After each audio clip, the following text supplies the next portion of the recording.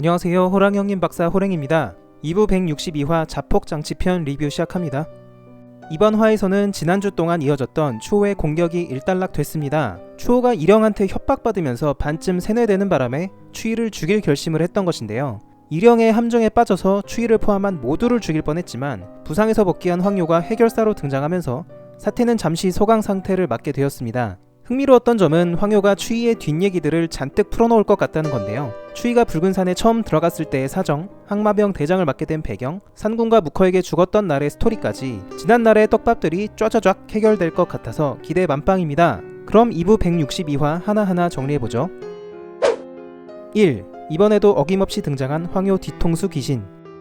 황효가 인간의 귀신을 이용해서 추호 몸속에서 폭발하려던 일영의 힘을 제거해버렸죠. 그 엄청난 폭발력을 봐도 그렇고 무려 일영이 심어둔 힘인데 더군다나 귀신을 쓸 수 없는 벌건 대낮에 고작 황효가 제거하는 게 가능한가? 라는 의구심이 들 수 있습니다. 그러나 일영의 힘을 제거할 수 있었던 이유는 역시나 황효 뒤통수 귀신의 도움이었다고 볼 수 있는데요. 이 장면을 자세히 보시면 희미하게 뒤통수 귀신이 활동하는 걸 볼 수 있습니다. 이 귀신이 일영의 힘의 위기를 느끼고 또다시 힘을 쓴 것으로 보여요. 과거에도 황효가 아랑사 아비사에게 수면기를 넣으려는데 잘 되질 않았죠. 그러다가 뒤통수 귀신이 힘을 쓰니까 수많은 수면귀가 모조리 들어갔던 전례가 있습니다.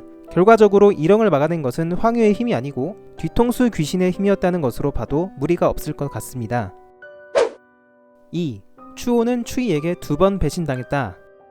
추호는 추이를 목숨 걸고 따르던 충실한 부하였죠. 아무리 일영이 고문하고 협박한다 한들 그렇게 쉽게 추이를 죽이러 나설 리가 없었을 겁니다. 역시나 추호는 추이에게 2번이나 배신당했다고 느끼고 있었고 결국 이것이 변심하게 된 계기가 된 걸로 보입니다. 첫 번째는 바로 추이가 붉은산에서 항마병들을 내버려두고 떠난 것이죠. 추이는 항마전이 끝난 후에는 붉은산에 짱 박혀서 안 나오는 항마병들을 위해서 계속 먹이를 잡아다주고 있었습니다. 그 생활을 계속하던 중에 황효를 도와서 산군 잡으러 잠깐 떠난 것뿐이죠. 그러나 이 싸움에서 죽게 되는 바람에 붉은산으로 돌아갈 수 없었고 오랜 기간 동안 추이가 돌아오지 않자 추호는 자신들이 버려졌다고 생각했습니다. 그 와중에 일영의 시까지 쳐들어와서 항마병들을 학살하고 괴롭히는데 지켜줄 사람이 없으니까 더더욱 추이에게 서운함이 들 수밖에 없는 상황이었습니다.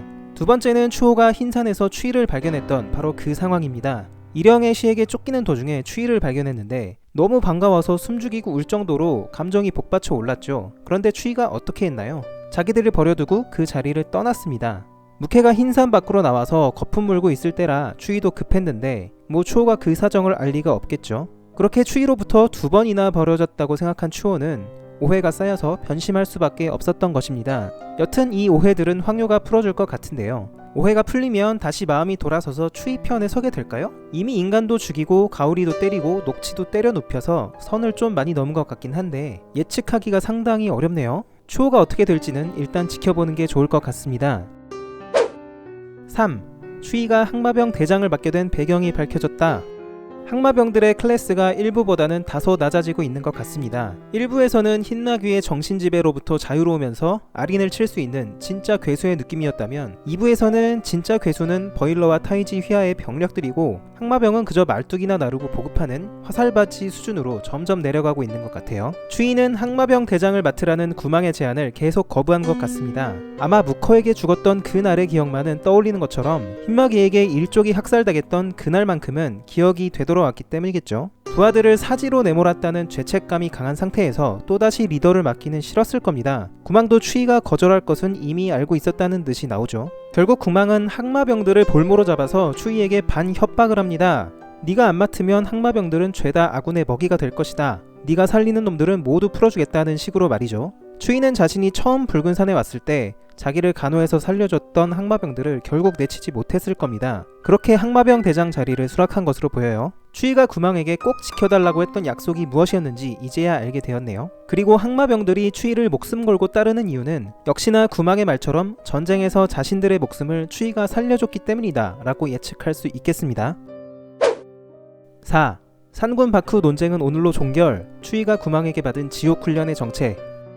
붉은산에서 수인들이 캐고 있던 말뚝이 있죠. 이 말뚝은 작품에서 표현되는 바에 따르면 쇳덩이라고 합니다. 사실 거대한 율죽으로 보이기도 하는데 율죽을 들었던 인간의 표현에 따르면 역시나 쇳덩이 같다고 하죠. 그만큼 무겁고 밀도가 높다는 얘기인데 추위는 딱 봐도 자기 몸보다 10배는 더 커 보이는 말뚝을 메고 귀신굴 바닥에서부터 지상까지 기어오르는 훈련을 한 것으로 드러났습니다. 구망이 아주 무서운 얼굴을 하고 바닥부터 다시 기어올라라 라고 명령하는데요. 무한 반복으로 뺑이를 치게 한 것 같죠. 이거 어디서 많이 본 훈련 아닌가요? 맞습니다. 빠르가 추이에게 받았던 훈련과 거의 똑같습니다. 빠르도 처음에는 나무를 메고 벽을 타다가 나중에는 규화목이라는 나무 화석을 메고 훈련했죠. 당시 훈련의 성과가 어땠습니까? 엄청났습니다. 항마병 일꾼에게 털렸던 빠르를 순식간에 추호와 대등한 수준으로 올려준 게 바로 이 훈련이었죠. 그런데 추이가 이거보다 더 심한 훈련을 구망에게 받았다고 하니 훈련 전과 훈련 후 전투력 차이가 상당히 컸을 거라는 예측이 가능합니다. 추이가 바쿠와 싸운 게 훈련 전이었고 산군과 싸운 게 훈련 후였죠.